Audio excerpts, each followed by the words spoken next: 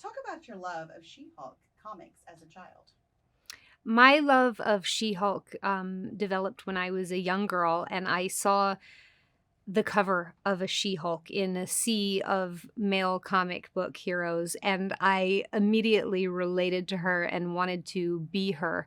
And I'm so grateful to be a part of bringing She-Hulk to the modern generation. How do you feel about She-Hulk joining the ranks of the female superheroes and the MCU?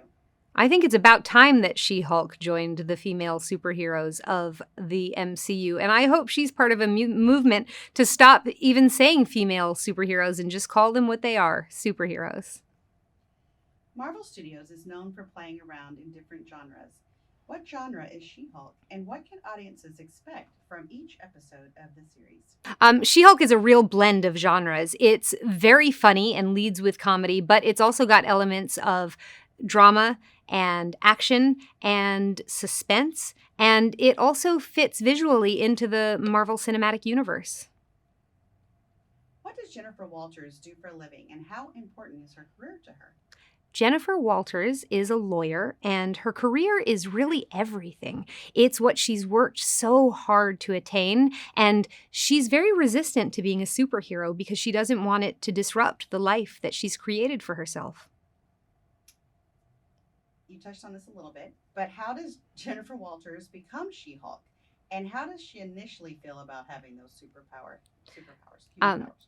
Jennifer Walters becomes She-Hulk after an accident that accidentally transfuses some of her cousin's blood into her blood. And she feels that these superpowers have been thrust upon her, and she really wants nothing to do with being a superhero. But life doesn't always work out exactly the way you want it to, and she ends up having to become a superhero. Describe the relationship between Jen Walters and her cousin Bruce Banner.